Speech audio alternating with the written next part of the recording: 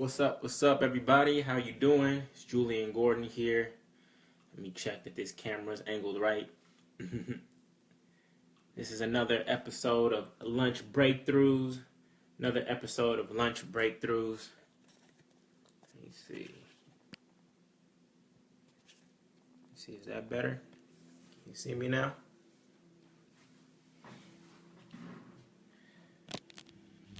Let me see. There we go. Can you see me now? Another episode of Lunch Breakthroughs. Who is out there? Who is taking a lunch break right now? It's time. If you're not taking a lunch break right now, you gotta ask yourself, why not? Why not? Why am I not taking a lunch break right now? Do I feel like I got too much work to do?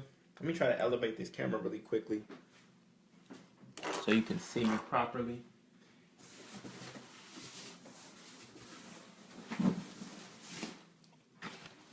Try this. There we go. There we go. Let's try this. Cool. What's going on? What's going on, Steven? I see you.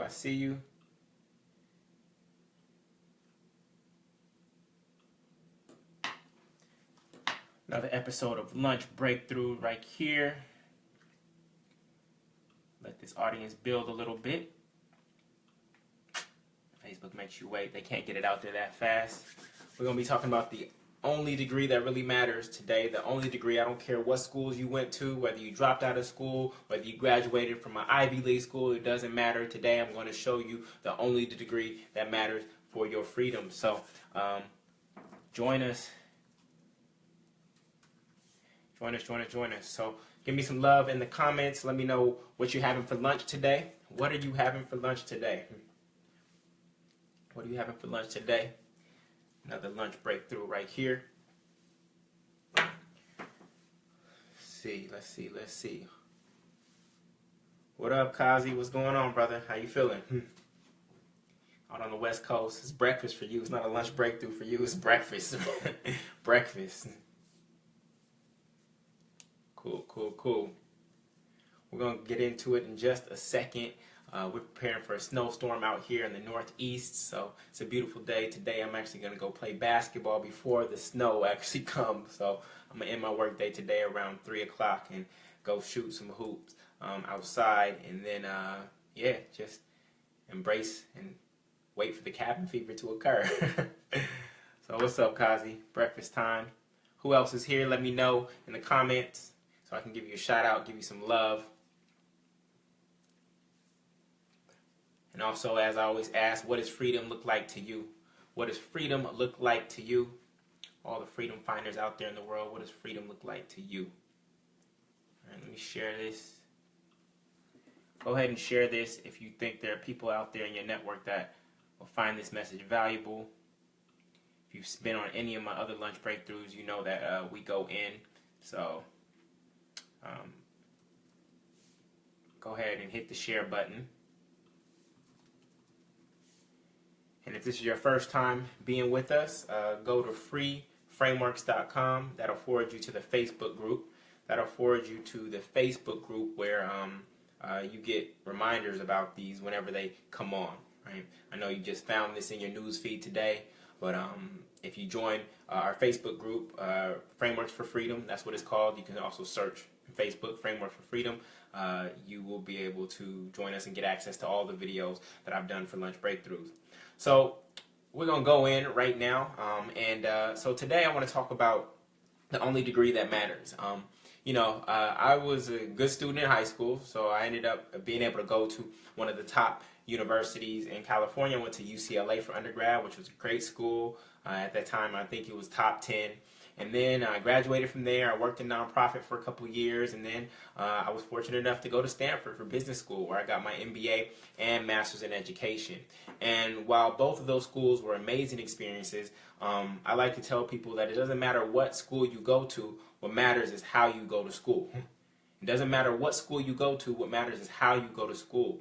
You know, a lot of people think that their degree represents who they are, and they'll lead whenever they're in any kind of interaction, they'll lead with their degree, their school. I went to this school. Oftentimes, I don't even tell people where I went to school because at the end of the day, it doesn't even matter. I mean, when's the last time you really told somebody what school you went to, or when's the last time somebody actually asked? You might have been telling them, but when's the last time somebody really asked? When's the last time anybody asked about your GPA, right? These things that we spent so much time focused on, at the end of the day, at the age of 25, they don't really matter that much anymore, right? And so, of course, there are some schools that have stronger alumni networks, but when you hear that, stronger alumni networks, it has nothing to do about what school was about, which was education and information. It's about the social capital that you were able to get from that institution, not the intellectual capital, right? And so oftentimes when we go to a certain type of school, we're buying our way into a network, but then some people buy their way into the network and they never use that network. So what I'm discovering is that college is less about the information and more about the relationships, right? So it's not about your degree. I don't care what school you went to. The only degree that matters, is your degree of freedom. The only degree that matters is your degree of freedom. And so if you went to Harvard, you went to Stanford, you went to Cornell, you went to wherever, whatever. My question to you is, how free do you feel? How free do you feel? Because at the end of the day, that's what we were working hard, getting good grades and things like that for, right? We were working and doing all that to be free. But a lot of people have gone to those institutions, done all kinds of great things, have tons of schooling, but still don't feel free. So that's what my commitment is to help you get a little bit more free every single day of your life, so that you can experience what real freedom feels like.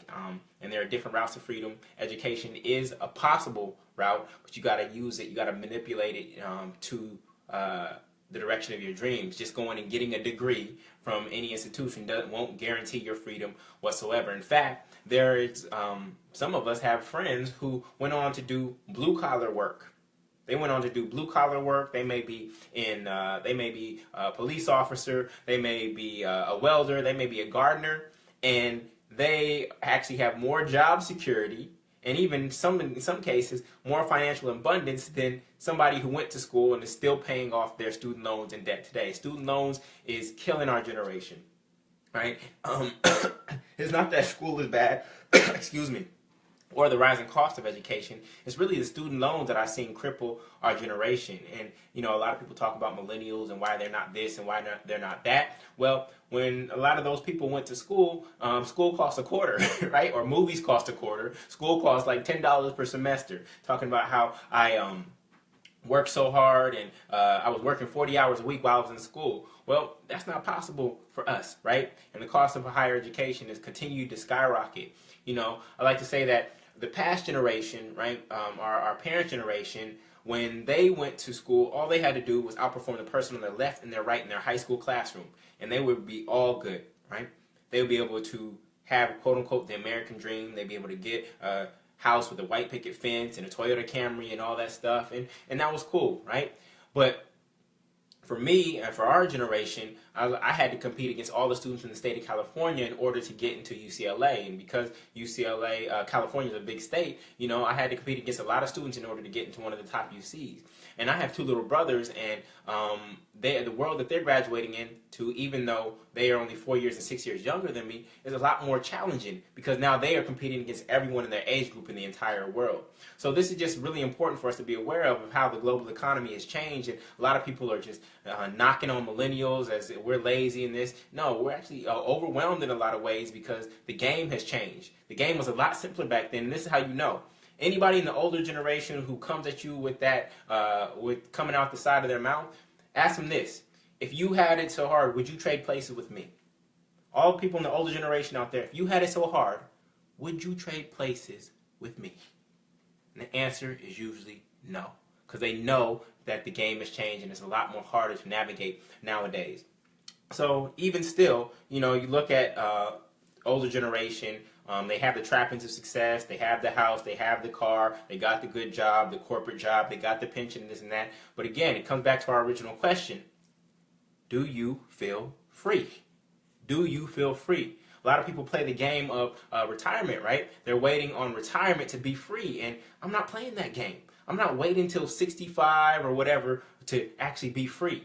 And then there's others who go seek the jobs that are going to pay the most, right? Because we already talked about money does not make you free. Safe does not make you free, right? Safe does not make you free. And they're playing the game of early retirement. I'm trying to retire as early as possible, right? But when you're trying to retire early as possible, what that presumes is that in most cases you hate what you're actually doing, right? So even if you retire at 50 or 40, you still spent 18 to 28 years doing something you absolutely didn't love in your prime.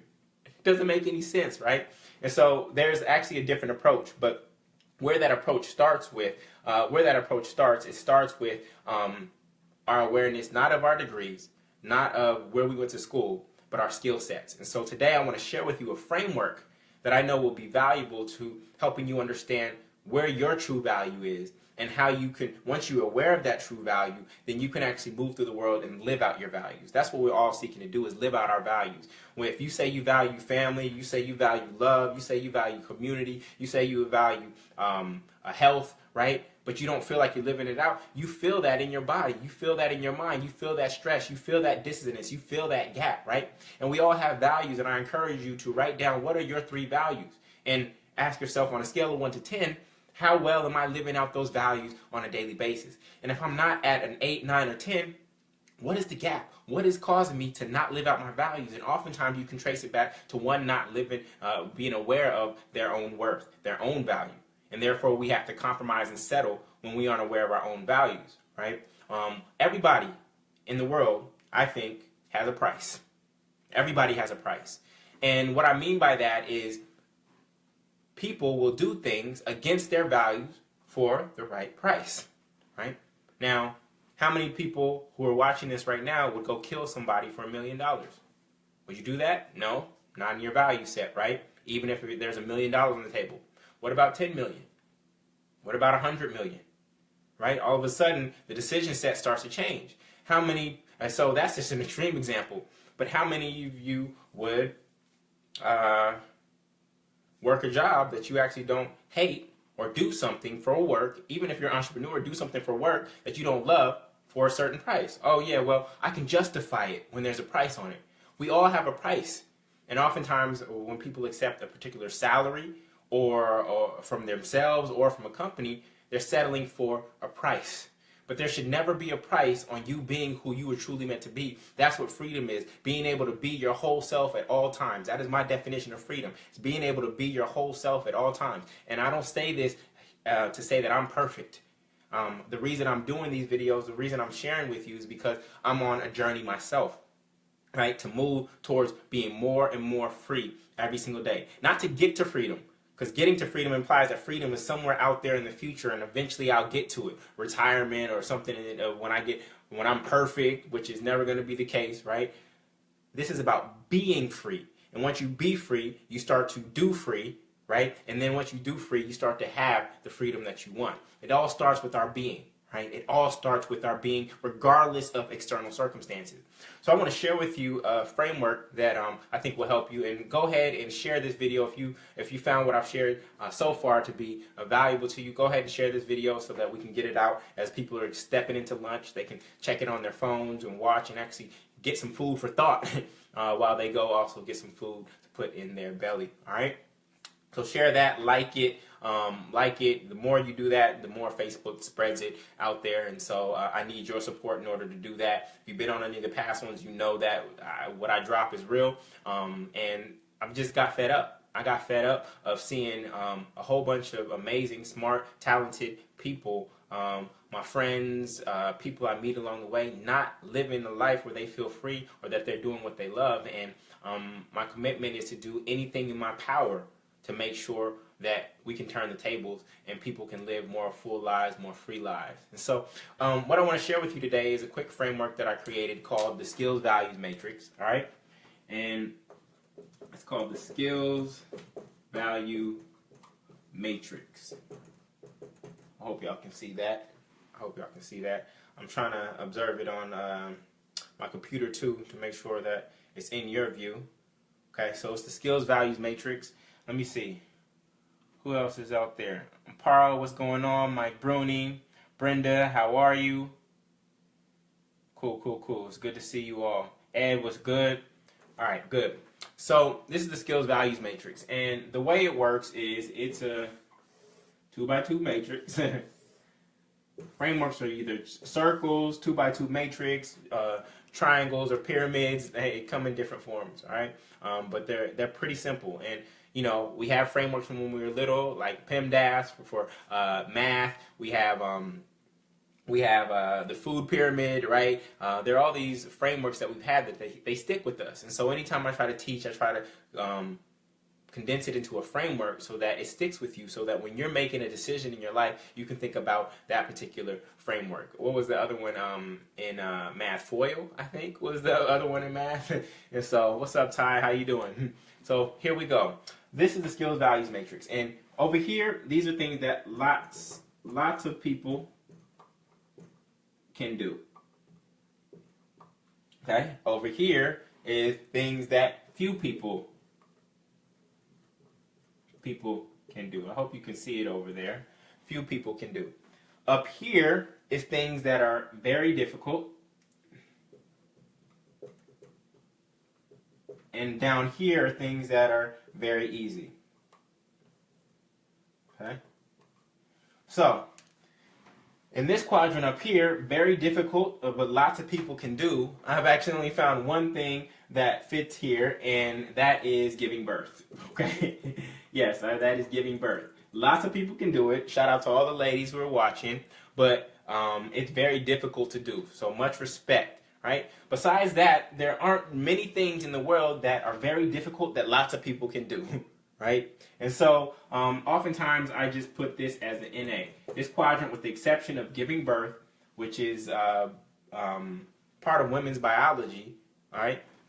That's the only thing that I fit there. It's a difficult process, but lots of people can do it. Half the world can do it. There's only one thing that fits there, okay? Now, here's the problem. Freedom is over here. Freedom is over here. But most of our skill sets, based on the degree that we got from our institution or wherever you graduated from, whether you graduated high school, community college, BA, master's, PhD, most of our skill sets are here, right? We assume, because look, honestly, I'm going to keep it 100. If I stopped you on stage at graduation, and said, can you please lecture for 1 hour on the thing that you just majored in, that thing that's on your piece of paper that says you majored in history, can you lecture for 1 hour on that thing? Most people couldn't do it. So you're telling me you studied something for 4 years at this institution of higher education, but at graduation, the culmination, the celebration of you finishing that study, you can't lecture on it for at least 1 hour, then what is that saying? That means that you've actually graduated college with no intellectual capital, right? You graduated with college, no intellectual capital. And so, as I talked about the fourfold path to freedom, the fourfold path to freedom is as follows. First is self-mastery. That is your personal capital. That is knowing who you are. And then the second step is skill mastery. And this is what I'm talking about today, skill mastery.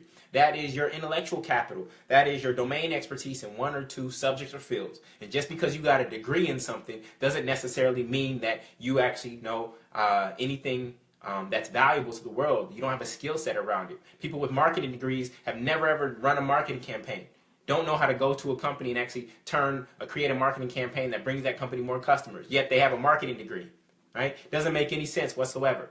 The third step in the fourfold path is actually your mastermind. And this is your networks up, down, across, and out. This is your social capital. Who you know and who knows you. Then finally is money mastery. That is your financial capital. Okay? So that's the fourfold path. Today we're talking about skill mastery, which is your intellectual capital. Right? This is your intellectual capital. It can be skill mastery or subject mastery. I think in today's world, skill mastery is actually more valuable, or it's more tangible. It's easier to capture value from skill mastery than it is subject mastery, but both work. Okay, so here's the deal. Okay, how many of you, since we're on Facebook, how many of you know how to navigate Facebook? Right, lots of people know how to navigate Facebook. Navigate Facebook, right? So lots of people know how to do it, and it's very easy. Okay, so the thing is, you don't get paid for things that are down here, right? Now, how many of you know how to set up a Facebook fan page? Facebook fan page. Fewer people know how to do it, right? But it's still relatively easy. Literally, there's a link to the left on your profile right now. You can go set up a fan page right now, but very few people have done it. More people have profiles than there are fan pages, right? So it's relatively easy, but fewer people know how to do it, okay? Now, here is where I said freedom is. Freedom is up here. This is where freedom is. And so what would go here in terms of a skill set? A skill set would be growing a Facebook fan page to 10K plus fans. How many people here that are watching this right now know how to actually do that? Very few people, right? So few people know how to do it, and it's difficult to do. It's difficult to do. But guess what? There are people called social media marketers who are on Facebook just like you all day, but they are on Facebook doing this. They're growing a fan page that, what I talk about with the ACE framework, that is either creating customers or getting customers for somebody else, right? This is what they know how to do. This is a skill set that they have. Very few people know how to do it, and it's very difficult. Therefore, the money, the value that they can capture here is like that. The money you could capture for setting up a Facebook fan page for somebody, maybe this, and the money you get for knowing how to navigate Facebook is zero. Is zero. Y'all getting this? Okay. So this is an example of Facebook, but let's just do another one. Okay. Freedom is here. Leave these dollar signs. This one is here, and this is zero. So watch this one. How many of you know how to tie a shoe? Tie a shoe. My daughter, she's 2.5. She knows how to tie her shoe, right? You get zero for that. Why? Because lots of people can do it, and it's very easy. Okay? Now, how many of you know how to polish a shoe? Polish a shoe. Okay? Probably gonna get $2 bills. You probably get $1 bill for that. Well, for if you go to the airport, you can get your pair of shoes polished for $5, right? So you can get paid for that, but you can't get paid a lot, right? You can't get paid a lot. Now, what could possibly go here in relationship to shoes? Because remember, last time we were talking about just Facebook. All these people were on Facebook, but they were doing different things, different degrees of difficulty on Facebook. This is tying a shoe. This is polishing a shoe. Guess what? On the internet, I've seen spray painted shoes. In fact, they were Converse. Now, if you go on Converse and you go on Zappos.com and you look for the white Converse All-Stars, they cost about $55. But I actually found a pair of spray painted Converse All-Stars with Katy Perry on them, actually, that were selling for $400. Why can this person command more than this person? Because they know how to do something that's very difficult that fewer people know how to do, right?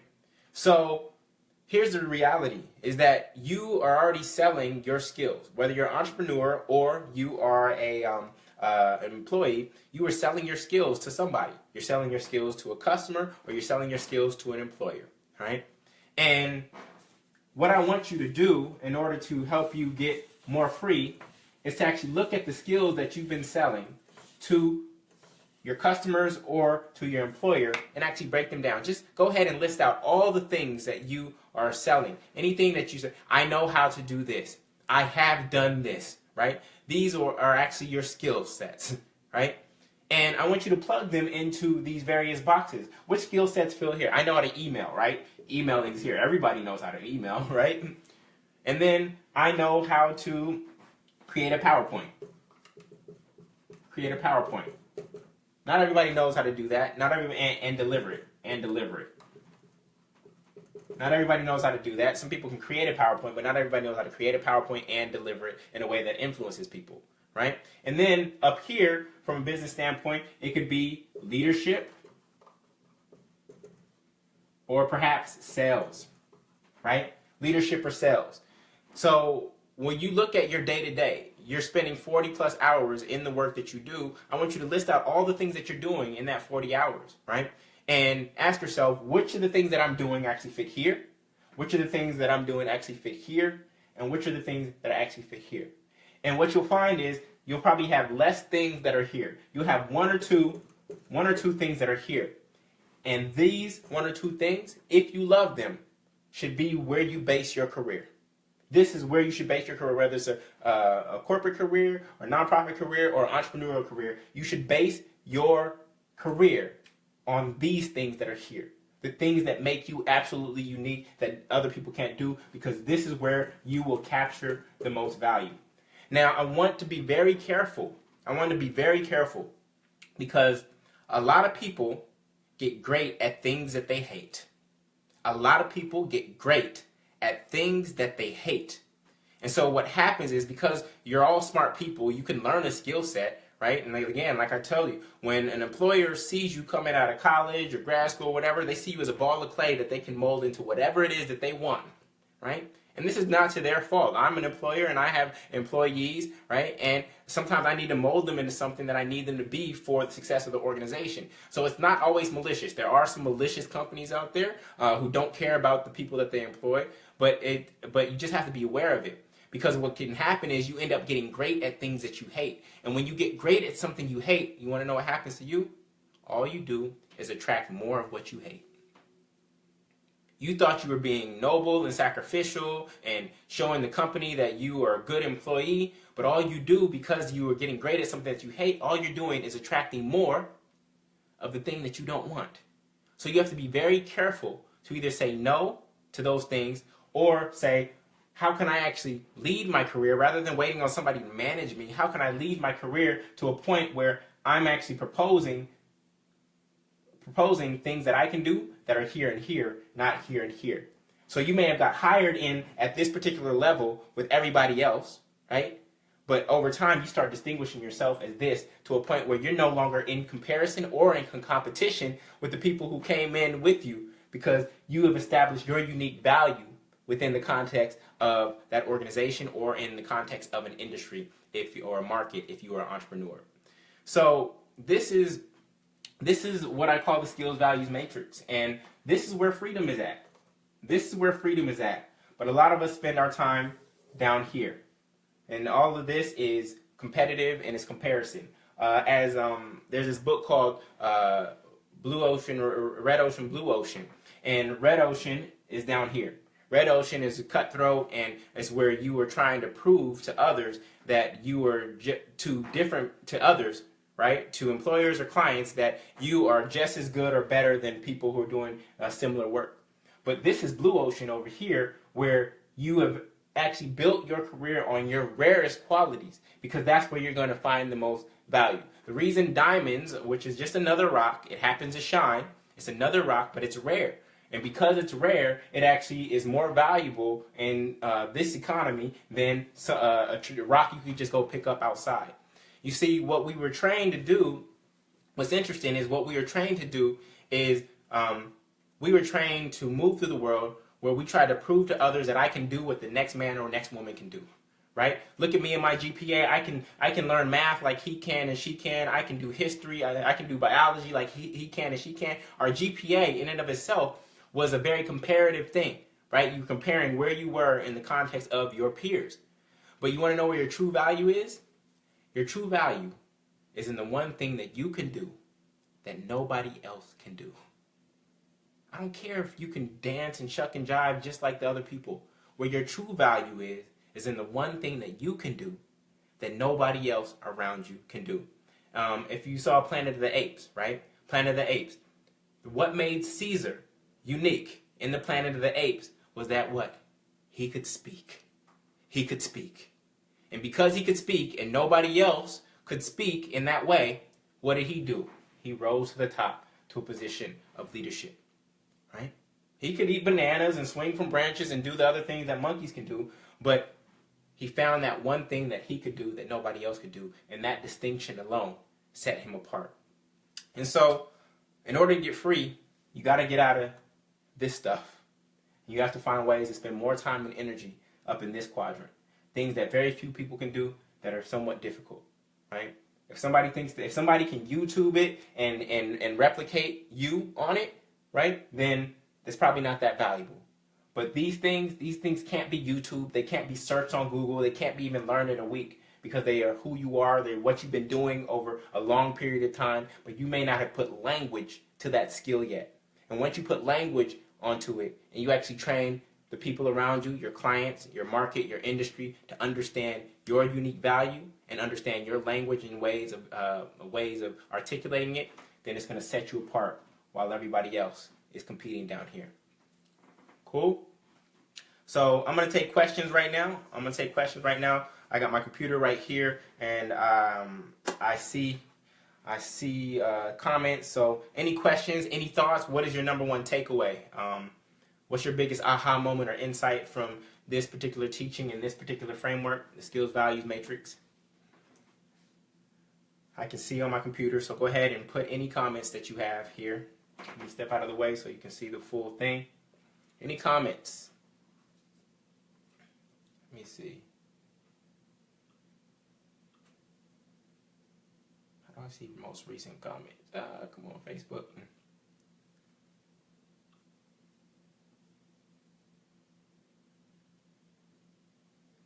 Okay, Ty's here. What's up, Eric? What's up, Eric? Mike Bruni. Any comments? Any thoughts? I can see them now. Any questions? All right, so before we wrap up, just go ahead and type in what is your biggest aha moment or takeaway, and what skill set do you actually think is up here for you? What skill set do you have that you think is up here for you? And usually the way I language a skill set is with the ing word in the present subjunctive. It's like selling, leading other people, managing projects, right? I use the ing, the present subjunctive. Debo, no problem, brother. I'm glad you enjoyed it. Ed, yes, developing the language to communicate your skill is big. Ed is amazing. We went to UCLA together. He has an amazing, expansive mind. He is a student of life, a student of history, and the way he brings information and connects the dots between information is absolutely amazing. And so, Ed, you finding the language that captures that brilliant mind that you have, that's going to be very valuable and key. Ty. What do you tell someone who has no strengths in that top right quadrant? A great question. So usually, Ty, if somebody doesn't have anything that's here, then all you have to do is, not all you have to do, it's not simple, but you have to get engaged in what Malcolm Gladwell talks about in Outliers. You got to start engaging in the 10,000 hour rule. You got to find the thing that you want to be here and start putting in your 10,000 hours to get here, right?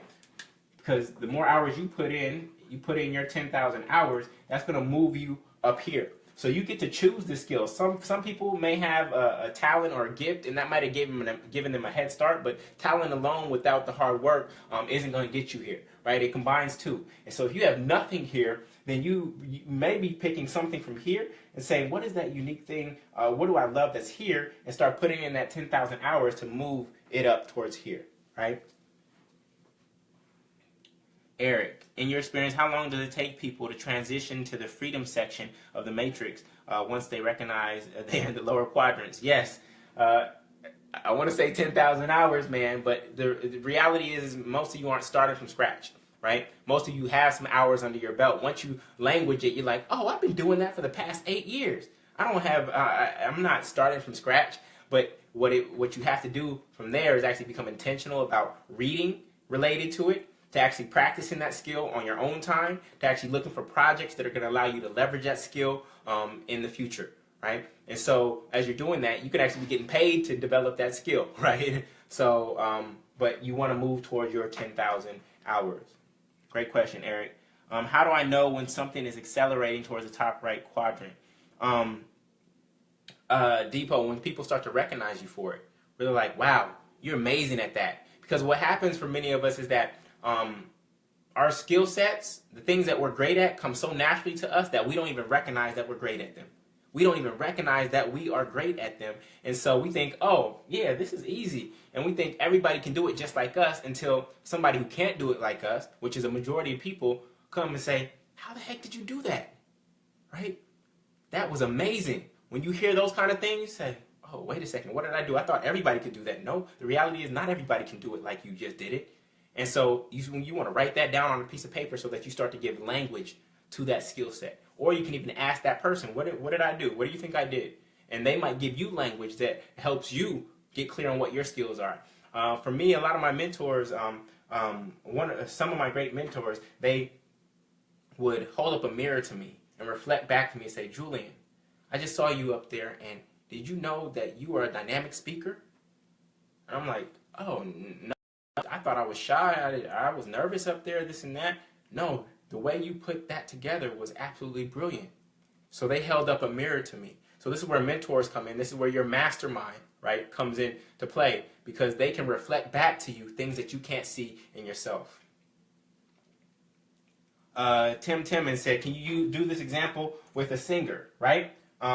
Singer, great question, Tim. So a singer would be, I know how to write songs. Guess what, Tim? I've written a song before, right? It's called Extraordinary People. I took John Legend's song of Ordinary People, and I wrote a song called Extraordinary People, right? So anybody can write a song, right? If you can write a poem, you can write a song. It may not be a great song, but anybody feels that they can write a song.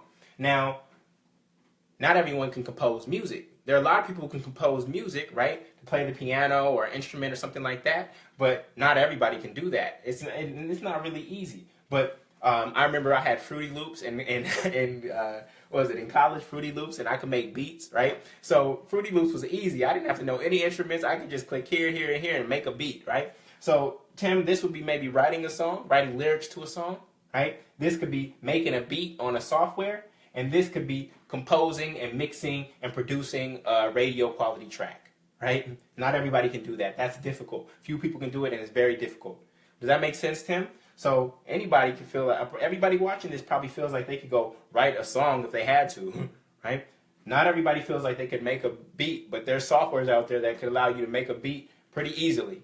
But then when you're talking about mixing and composing a full track, or something up here could be producing a soundtrack for a movie, right? That's even higher than mixing one single track. Producing an entire soundtrack, all the sound effects for a movie, that even pushes you in the further upper right? So that's an example of how you could do this for singing, okay? Yes, Nithya, marketing and selling. You are great at that. You've been doing that for a long time. And yeah, I would just say continue to develop your artifacts and evidence in doing that. The partnerships that you created from Houston Independent School District to MLT, to the work that you've been doing with to the work that you did with the startup founder matching, etc. Keep on doing that. I believe in your skill set to do that. And yes, that's where I would put you. But I would also be more specific than just marketing and selling, right? Because there's marketing and selling people, there's marketing and selling companies, there's marketing and selling products, there's marketing and selling online. So I would add more specificity to the language that you just provided. Ty, business development is my strength. Great. So again, more specificity. What kind of business, right? Is it a business for a particular type of market? Is it a particular size business? Is it an area of business development? Is it sales? Is it in their processes? What is the specific thing, right? And Ty's next question is, what about the holistic health and beauty space? Holistic health and beauty space. So holistic health and beauty space. You have somebody like Kazi, who's your oh, you have somebody like Queen Afua, who is up here, right? In the African holistic healing space. And then and she's just a thought leader in that space in terms of holistic health, right? So she's up here, but then you have some people that are down here who are making some smoothies, right? Or making some shea butters out of their home, or some lotions, or some sort of supplements or things of that nature. And then you might have somebody here who has some sort of system that they use, and there's all kinds of diet systems and things of that nature that are out there. But you have somebody who's just using a magic bullet down here, to somebody who has who perhaps created the paleo diet here, to somebody who has a full system and movement up here, right? And so this is how you shift from here to here to here. This is just an individual who's doing it for themselves. This is someone who has more thought, energy, more research, and has packaged this process that they were originally doing for themselves for others. And then you have somebody who is who's actually a demonstration of it, who embodies it, who exemplifies it, and who can speak off the cuff about holistic health easily, right, and seamlessly, because it is their way of life, it is their way of being, right? So this is just an example of how you move through the skills values matrix. I hope that helps, Ty. Language that I have to develop, describe what you said about me. High conceptual aptitude, broad frame of reference, gross analysis. Yes, Ed, I would agree with that 100%, right? All right. Please share this. If you found this valuable, please share this. This allows more people to hear the message, to see the message. These lunch breakthroughs have been working. We've gotten great attendance at them. They're easier for me as well. I don't like giving up my evenings. I like to spend my evenings with my family. So I'm thinking about doing these twice a week, maybe Monday, Wednesday, Thursday, or maybe just Tuesday, Thursday. But this seems like it's a good time for people. I know West Coast folks, it is breakfast time. It's not quite a lunch breakthrough, but freedom can come at any time. So I hope that you found this valuable. I appreciate you. Please hit the share button. Please spread the word. And go to freeframeworks.com. That's or in Facebook search, type in Frameworks for Freedom. Type in Frameworks for Freedom in Facebook search, and that'll add you to. You'll find the group. It's a private group, and anytime I do one of these, it'll automatically come up in your news feed. All right. Again, go to Facebook search and type Frameworks for Freedom. Frameworks for Freedom, and it'll automatically come up in your Facebook news feed, so that you don't miss these ever. All right. I appreciate you. Your time is extremely valuable to me, and I wish you the best. As I always say, stop giving up your 2 cents when you have a gold mine. Stop giving away your 2 cents when you have a gold mine. All right, y'all? Free. Peace.